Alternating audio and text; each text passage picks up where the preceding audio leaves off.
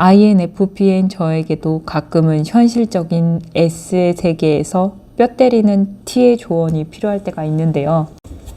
안녕하세요. 요즘 날씨가 추워져서 진짜 11월이라는 게 너무 실감이 나더라고요. 온도를 느끼면서 이게 진짜 11월이지. 11월을 온몸으로 체감하고 있는 이 느낌. 여러분 11월 첫째 주 잘 보내고 계신가요? 요새 감기가 툭하면 걸리는 유행이라고 하는데 감기 조심하시고요. 오늘은 일의 격이라는 책에 대해서 얘기해 볼게요. 제가 하는 일에 대해서도 요새 고민이 많았어요. 내가 이 일을 잘하고 있는지? 저는 직장인은 아니었지만 직장인 아니신 분들한테도 많은 공감과 배움을 줄 수 있는 책인 것 같다는 생각이 들었습니다.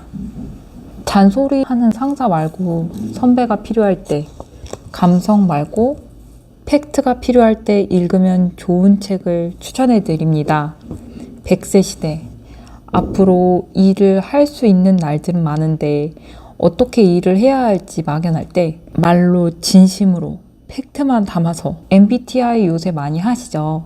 MBTI T의 조언만 모은 것처럼 INFP인 저에게도 가끔은 현실적인 S의 세계에서 뼈 때리는 T의 조언이 필요할 때가 있는데요. 이게 바로 그 T의 조언을 가득 담은 이야기가 아닐까 싶어요.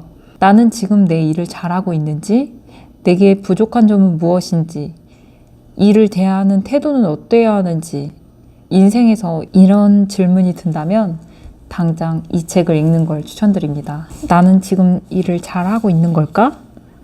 직장 선배 없이 자영업으로 일한 지 5년 차인 저에게 좋아하는 일로만 먹고 살기에는 현실이 너무했던 날들이 이어지고 있습니다. 그만두고 다른 일을 할까?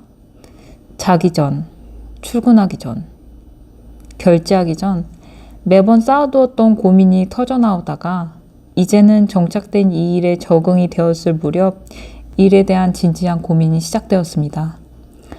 마침 SNS로 알고리즘을 타고 흘러들어 제 눈에 띄게 된 이 책을 읽으면서 느낀 건 좀 억울함이었어요. 나는 왜 이 책을 이제 읽었지?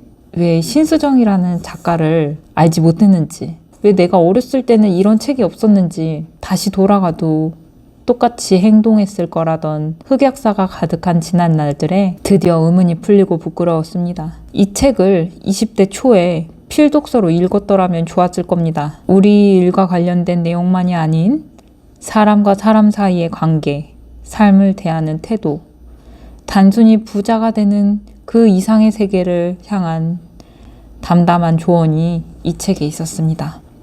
더 이상 직장인의 필독서가 아닌 모두의 필독서라고 생각했어요. 괜찮아, 잘 될 거야 라는 힐링책은 이제 그만 읽고 싶으시다고요? 직접적인 해결책 없이 붕 뜨는 힐링 서적에 지치셨다면 이 책을 봐야 합니다. 진짜 현실적인 조언이 여기에 담겨 있습니다. 이 책은 크게 3장으로 구분되는데요. 성장하는 나, 성공하는 조직, 그리고 성숙한 삶에 대해서 이야기합니다. 평범한 일을 비범하게 만드는 것은 남을 위한 것이 아니라 자신의 가치를 높인다. 여기에서 되게 공감 가는 말이 있었는데요. 혹시 학창시절에 시험기간 전에 책상 정리를 한 번씩 뒤엎으셨던 분들이라면 많이 공감하시리라 생각하는데요. 낮은 수준의 생각 전략. 시험에 가까우면 방을 치우고 책상을 치웠다. 꼭 중요한 시험을 앞둘 때에는 책상 정리를 하는 사람들이 있습니다. 이 현상에 대해 왜 그러는지 의문을 품어본 사람이 있을까요? 저는 그런 성향의 사람을 보면 자기만의 집중을 잘하기 위한 루틴이겠거니 생각했습니다. 이 책에서는 이러한 행동 패턴이 심리적 원인에 의한 것이라는 것을 소개합니다. 실행이 답이다 라는 심리 서적에는 이런 현상을 낮은 수준의 생각 전략이라고 이름을 붙였습니다. 중요하지만 하기 싫은 일이 있을 때 단순한 일을 함으로써 스트레스를 줄이고 자기 합리화를 한다는 것입니다. 이렇게 우리가 흔히 하는 행동이 이런 심리적 원인이 있어서 그랬다는 것을 설명하다니 정말 놀라웠어요. 그리고 우리가 진짜 중요한 일을 하기 전에 하는 무의식적인 단순한 행동들이 꼭 필요한 것인지 다시 한번 체크해 봐야 할 포인트인 것 같습니다. 다음은 즐긴다는 말의 허상에 대해서 말씀해 주셨는데요. 서장훈이 방송에서 한 이야기다. 나는 즐겨라. 즐기는 자는 못 따라간다 라는 조언을 하는 사람들을 제일 싫어한다. 즐겨서는 최고의 결과를 얻을 수 없다. 목뼈가 나가고 코뼈가 부러졌다. 이를 악물고 하지 않으면 이런 결과를 낼 수 없었다. 최고가 되려고 하면 그 과정을 즐길 수 없다.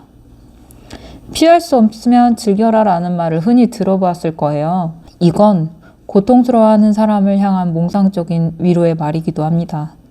한치의 양보와 타협이 없어야 할 프로의 영역에서 즐긴다는 있을 수 없기 때문입니다.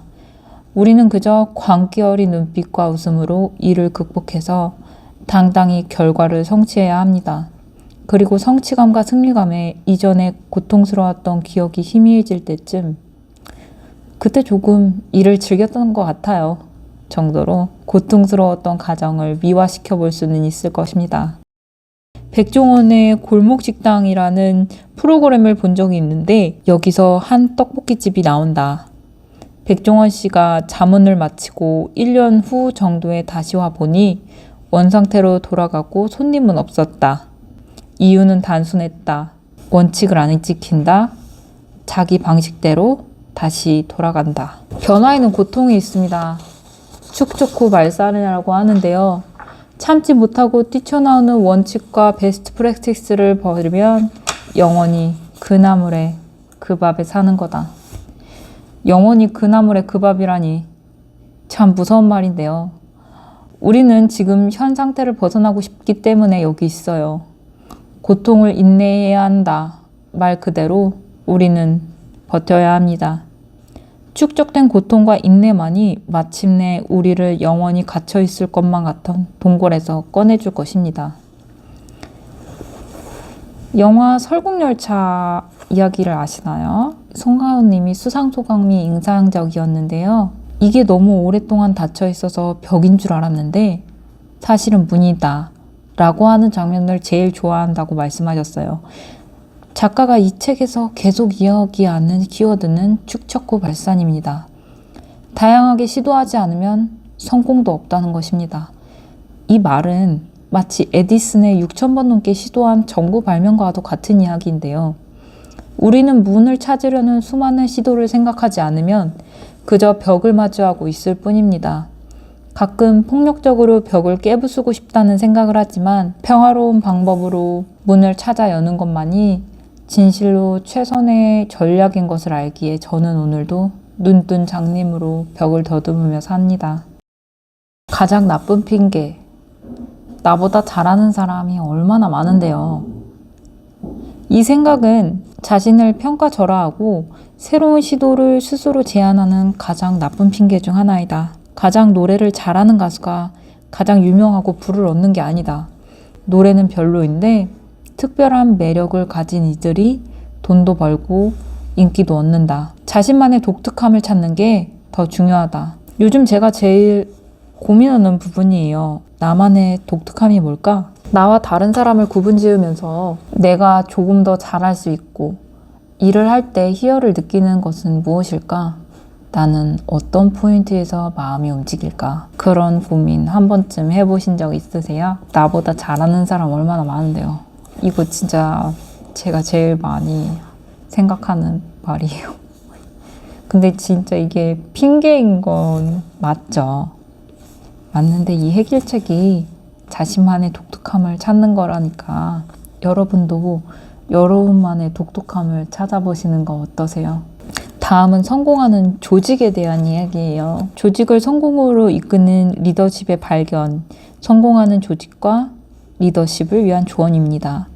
리더가 되기 전까지는 자신을 성장시키지만 리더가 된 후에는 타인을 성장시킨다는 내용입니다. 리더의 성공 비결은 감춰진 보석 같은 누군가를 발견하는 것이다. 작가는 좋은 리더란 팀원이 못한다고 다 해주는 리더가 아니라 팀원의 역량을 끌어내는 리더라고 합니다. 이걸 10년만 더 일찍 알았다면 좋았을 걸 하는 생각이 가장 많이 드는 대목이었는데요. 그랬다면 저의 수많은 흑역사도 발생하지 않았을 텐데 하는 생각이 들었습니다. 어찌 보면 리더가 팀원의 모든 일을 다 해주려는 것은 어렸을 때부터 학습된 잘못된 것인지도 모르겠어요. 조별 과제를 할 때 팀원이 잘 따라주지 않았던 경험이 있으신가요? 어떻게든 자기 혼자서라도 마무리해 보려는 조장에 애쓴 흔적이 세월이 흘러 직장의 팀 내에서도 똑같이 반복되는 악습이 되는 것 같습니다. 우리는 쉽게 말을 하죠. 잘 따라주지 않는 팀원이 있다면 프로젝트에서 그의 이름을 제외하면 되지 않겠냐고요. 하지만 진짜 리더라면 골머리를 알며 그의 이름을 어쩔 수 없이 지웠다는 핑계 대신 숨겨진 보석 같은 재능을 찾아 팀으로 이끌어내지 않을까 하는 생각이 담겨 있어요. 여러분은 혹시 선망하는 대상이 있나요? 다른 사람의 영감을 주고 싶은가요? 그러면 이 글을 참고해 보세요.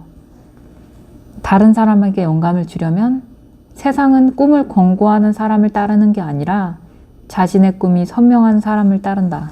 가장 존경하는 사람, 가장 닮고 싶은 사람이 누구냐고 물었을 때 생각해보면 나에게 무엇을 하라고 지시하고 권고하는 사람이 아니라 그들 스스로 증명하며 자신의 꿈이 선명한 사람이었어요.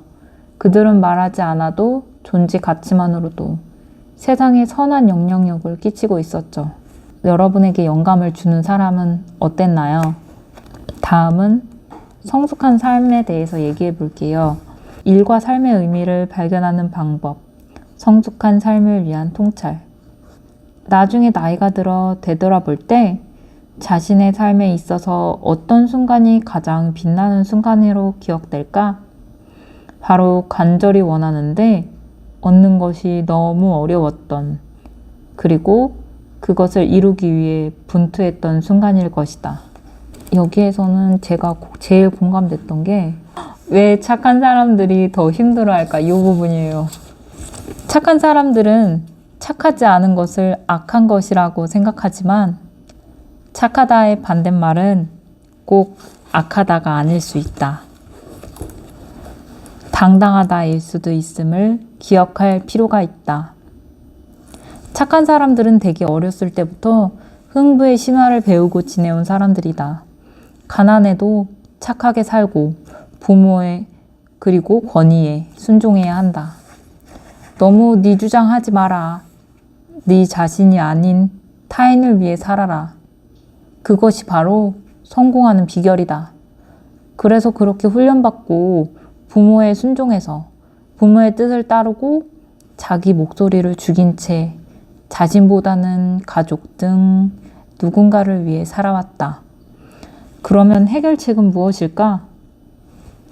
첫째는 지금 나가 진짜 자신이 아니라는 것을 인식해야 한다고 한다.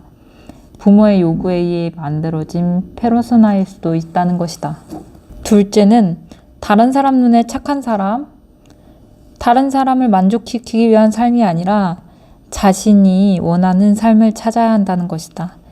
자신의 감정과 욕구가 잘못된 것이 아니라는 것을 인식하라. 지금까지는 타인의 눈에 보이는 착한 나의 페르소나를 지키기 위해 분투하는 삶을 살았을 수도 있다. 착한 사람들은 착하지 않은 것은 악한 거라 생각하지만 착하다의 반대말은 꼭 악하다가 아닐 수 있다. 당당하다 일 수도 있음을 기억할 필요가 있다. 여기 부분에서는 듣고 싶은 말을 써주셔서 너무 감사하다는 생각을 하게 되는 글이었어요. 너무 공감돼서 보기만 해도 힐링되는데요. 지금까지 착한 나 수고했어. 이제 당당하게 살아보자. 하지만 이건 하루아침에 바뀌는 게 아니에요. 분명 착하게 행동하지 않았을 때 상대의 눈치를 보고 다시 상대의 의도대로 행동하는 것이 마음에 편할 것이고 상대의 기쁨이 나의 기쁨이라고 다시 착각하고 살 테니 말이에요. 어릴 땐 말 잘 듣고 착한 게 미덕이었는데 요즘엔 착한 것보단 당당한 빌런이 멋있는 세상이라니. 세상이 빠르게 변하는 만큼 우리의 마음도 그에 따라 유동적으로 잘 변할 수 있었으면 좋았을 텐데 말이에요. 그래도 마지막에 착하다의 반대가 악하다는 아니라는 말에 다시 위로를 받습니다. 착하지 말고 당당해집시다. 하지만 여기서 드는 의문 하나가 있습니다. 어리숙한 착함과 당당한 사이의 선함은 무엇일까요? 사람은 누구나 선한 영향력을 끼치고 싶어 합니다. 사람은 본디 선하다는 성선설을 주장한 맹자의 말이 기원전 4세기경이니까 우리는 아주 오랫동안 인간의 선의에 대해 고민해온 셈입니다. 다정한 사람이 되는 것과 선한 영향력을 주는 사람이 되는 것은 그동안 제가 닮고 싶던 사람들의 모습이었습니다. 그들은 타인에게 해를 끼치지 않고 잘난 체하지 않고 겸손하면서도 바보처럼 보이지 않으면서 주변 사람들에게 다정했습니다. 착하다와 악하다가 아닌 착함과 다정함, 선함과 당당함을 경계해서 도대체 어디까지가 착한 것이고 어디까지가 다정한 것이고 어디까지가 선한 것인지 어디까지 해야 당당한 건지 의문이 들 때 이런 글을 마주하게 되었습니다.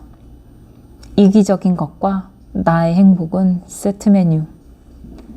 정신건강의학과 전문의 파루광장님의 인스타툰에서 본 건데요. 결론은 무엇이든지 나 좋을 대로 결정하는 거고 그 결정엔 항상 대가가 따른다는 것입니다. 어릴 땐 나를 함부로 대하는 사람에게 똑같이 갚아주고 싶었다가 또 어떤 때에는 사춘기 시절 방황하던 저에게 끝까지 다정했던 사람처럼 선하고 싶을 때가 있습니다. 이제 저는 무엇을 기준으로 삼아야 할지 진지하게 고민하게 되었는데요. 무턱대고 착한 거, 소위 말해 호구 같은 거 말고 무턱대고 이기적인 거 말고요. 물론 그 기준은 매년 혹은 어떤 사건에 의한 영향력으로 꾸준히 바뀌게 되겠지만 말입니다. 워커가 아니라 플레이어로 산다. 그저 직장 생활 열심히 해서 경제적 자유를 얻는 것은 어려운 시대가 되었다. 자본소득을 누리는 법을 배우지 못하면 점점 힘들게 살게 될 가능성이 높다. 동경대 이토 모토시케 교수는 이런 말을 했다. 회사에서 맡은 일을 열심히 하는 것은 워커이다. 개개인을 워커라 부르고 워커는 톱니바퀴의 일부를 담당하는 것이다. 다른 사람이 그의 일을 담당해도 회사는 아무 지장이 없다. 워커에게 중요한 것은 자신이 속한 톱니바퀴가 얼마나 크고 단단한가이다. 자신의 경쟁력보다는 자신이 소속된 회사를 자랑한다. 그러나 워커가 잘 사는 시대는 저물어 간다. 이제 플레이어가 필수적인 시대가 오고 있다. 플레이어는 자신의 전문성, 컴퓨터나 타인이 대체할 수 없는 독특한 무언가를 가지고 있다. 톱니바퀴에서 빠져나와도 생존할 수 있는 사람이다. 그렇다. 깨인 사람들은 워커로 일하지 않고 플레이어로 일한다. 워커는 수동적인 컴포넌트로 일하지만 플레이어는 게임을 하듯 경기를 하듯 자신이 주도권을 가지고 일한다. 요즘 흔히 보이는 어젠다는 퇴사예요. 퇴사를 할지, 창업을 할지, 투잡을 할지 이런 고민을 하는 것은 회사에서 충족되지는 않는 자신의 가치, 월급, 복지 등의 여러 가지가 있을 건데요. 워커가 아니라 플레이어로 산다. 이 문구는 지금 퇴사를 고민하고 있는 사람들에게도 창업을 한 사람들에게도 자신이 뭔가 정체되어 있다고 생각한다면 마인드 리셋에 도움이 될 수 있을 것 같단 말이에요. 게임을 승패로 나누는 것이 아니라 즐기는 자와 그렇지 못한 자의 차이를 극명하게 보여주는 말인 셈인데요. 그러므로 우리는 더 적극적으로 삶에 뛰어들 필요가 있습니다. 나에게 화내는 상사는 NPC고 당장의 프로젝트는 퀘스트인 것입니다. NPC는 그러도록 설정된 설정값이라 바꿀 수 없어요. 퀘스트에는 실패하더라도 다음엔 더 잘 해내면 될 일인 것입니다. 게임의 마지막 장면이 우리가 가장 치열했던 그 순간을 다시 되돌려보면서 해피엔딩을 맞이할 수 있기를 바랍니다. 마치는 글에는 이런 글을 적어주셨는데요. 지금 이 순간, 인생을 등산이 아닌 댄스에 비유한다. 어느 한순간 달성을 위해 사는 것이 아니라 순간순간을 산다는 것이다. 인생은 선이 아니라 점의 연결이다. 지금 이 순간이 중요하다. 그러므로 시작은 바로 지금 이 순간이다. 유례 없는 288개의 추천사를 달고